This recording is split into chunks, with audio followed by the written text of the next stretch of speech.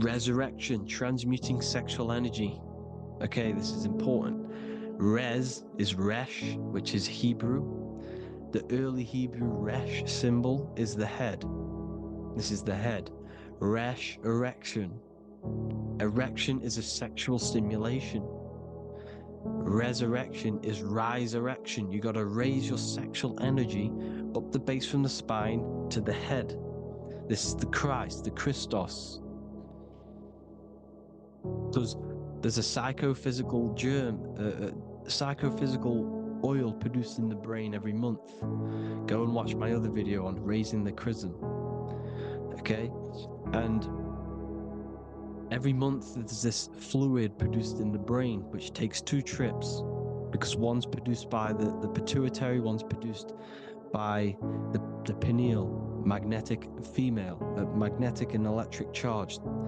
And it takes 2 trips down the spine to the solar plexus, the bread of life in the Bible, or Bethlehem in the Bible, because the River Jordan's your spine.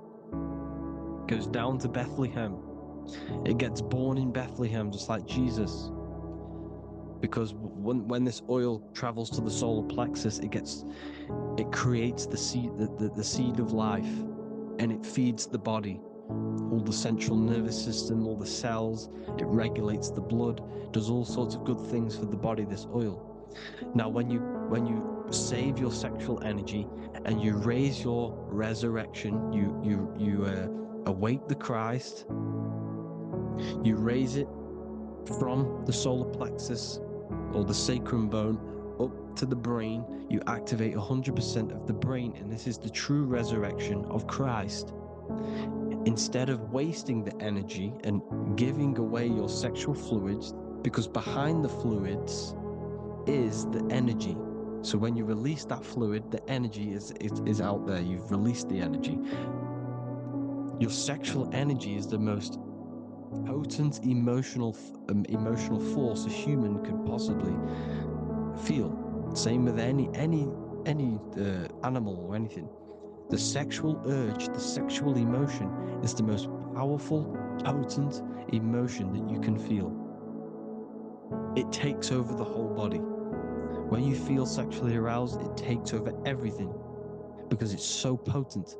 And when you fight the serpent, when you fight the sexual energy, which is shown here in the Egyptians, the cat cutting off the head of the serpent, or Hercules fighting the serpent, or the Greek mythology fighting the 7-headed dragon, the 7 chakras. The serpent is your sexual energy because it symbolizes your kundalini.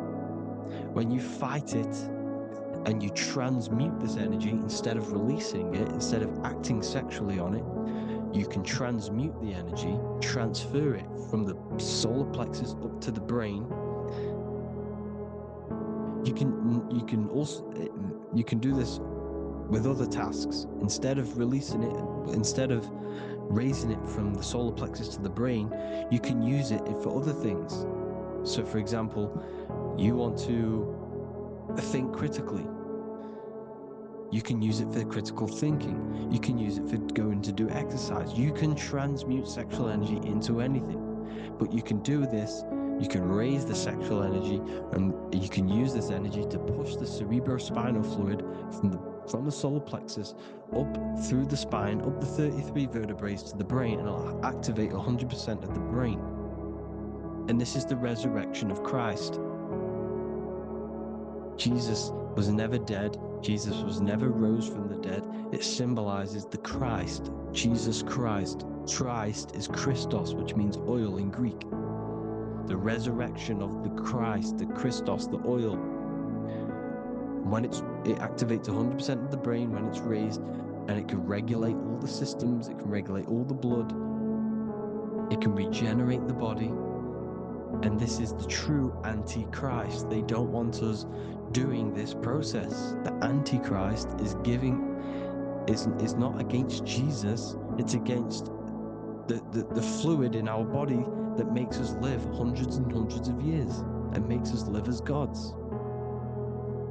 This is the true resurrection.